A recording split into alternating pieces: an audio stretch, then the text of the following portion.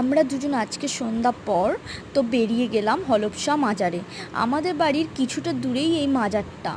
তো আজকে তো মানডে, ছুটির দিন, কোথাও তো একটা বেরোবার ছিল। তো ও বললো চলো সামনাসামনি মাজার আর গঙ্গার ধারে বসে একটু দুজনে টাইম কাটিয়ে আসি। দেখো, মাজার অনেকজন মানে আবার নাও মানে। আমরা সবাই মনে মনে বিশ্বাস করি ওপরওয়ালার থেকে বড় আর কিছুই হয় না, তাই না? তো আমি কিছুটা টাইম কাটালাম ওখানে বসে। মন অনেকটা ভালো লাগে বসলে। তো বসলাম, বসে কিছুক্ষণ টাইম কাটালাম।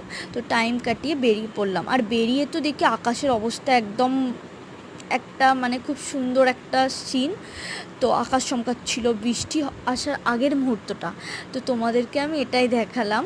তো দেখো, সামনে ফুচকাওয়ালা, চটপটিওয়ালা, আরও অনেক কিছুওয়ালা বসেছিল।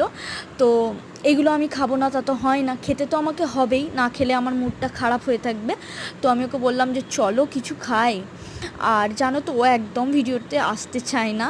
তো আমি ধরে বেঁধে ভিডিওতে আনা। তোমাদের বড়রাও কি এরকম? আমারটা তো এরকমই, আগে তবু ভিডিওতে আসতো, এখন তো আসতেই চায় না। তো এই গঙ্গার ধারটা দেখো, এখানে বসে দুজনে মিলে একটু টাইম কাটালাম। আর আকাশ চমকাচ্ছে, বৃষ্টি আসবে আসবে একটু একটু পড়ছিল। তো তার মধ্যে দিয়েই আমরা টাইম কাটিয়েছি, বসেছিলাম, বেশ ভালো লাগছিল, হাওয়া চলছিল।